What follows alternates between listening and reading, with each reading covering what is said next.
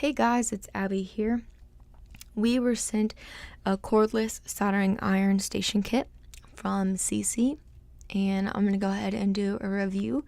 I'm going to talk a little bit about the functions that this comes with, some of the unique things about it, and I'm going to show you how you can put it together. So when I opened it up, everything was packaged together, nothing was loose inside. This here is the actual soldering iron and the base that it is in. So there is a holder that you can stick your soldering iron in, and it also has a little sponge under it to clean off your iron. The chargers, you can charge the battery on there. It is a 21 volt battery, and that would be something you need to charge.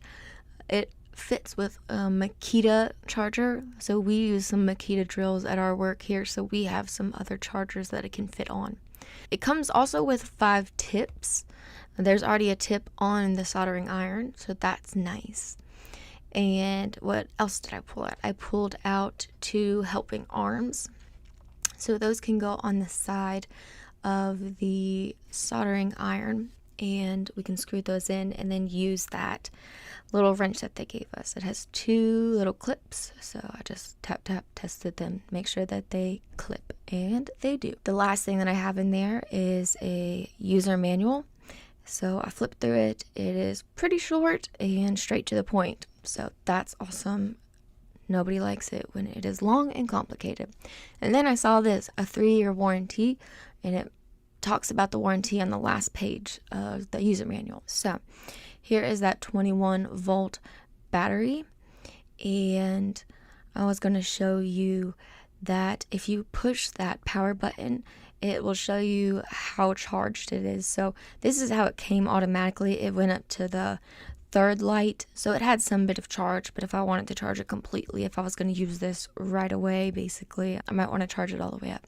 Here is this other version on how to charge it if you don't have something like a Makita drill that I use all the time to charge it. You can stick the little input and onto the battery and then plug that into the wall. I'm going to yank that out and we'll show you another way. 21 volts also works with the 18 volt Makita, but we also have a 12 volt here that we use sometimes, and that one does not work. So I wanted to just show you the difference in the sizes, but I wanted to play around, and I did put that 18 volt Makita battery onto the soldering iron station, and it did turn on. So fun fact there. But nope, don't use that 12 volt battery. I'm going to show you, we'll just slide that battery onto the bottom of the station. I found it very nice that it was just up high. It's small enough that it's out of the way. It's not taking up a lot of space. Here's how we're going to put those helping hands on. If you look, there's a screw on the bottom side opposite of the clips. So on either side of the blue part on the soldering station, you just screw it in, and then you just need to use that little wrench to just give it one small turn. It fits really well, so don't worry about needing to tighten it super hard. You don't want to strip anything. And we just do it to the other side as well, and grab the little wrench again and give it a little turn. Awesome. And I flipped it back up. At this point, I thought it looked like a little robot, and I had to take a break to pause and play. Thank you for watching this video.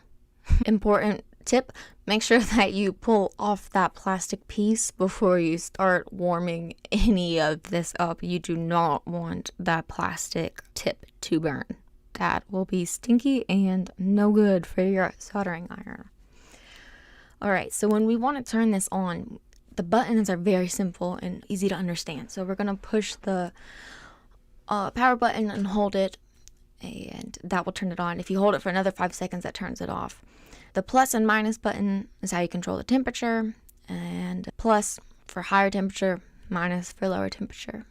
Something that I do like about this one is that if the soldering iron is inactive, it's just being sat there for 10 minutes, it will go into standby mode by itself. So if it's greater than 392 degrees Fahrenheit, it will drop itself to that temperature 392. If it is below 392 already, it just stays in standby mode at that temperature, which is cool because it's not just sitting there burning and burning on your soldering iron.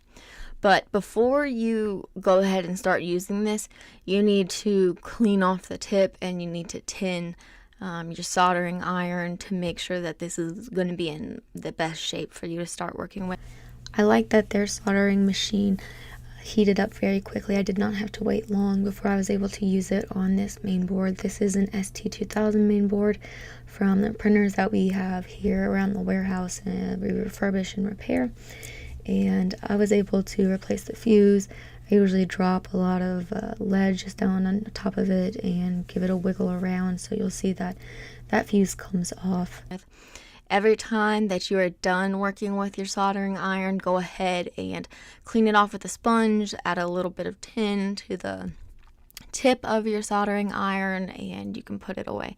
Wait 15 minutes, they recommend, before you take off the battery for it to cool down.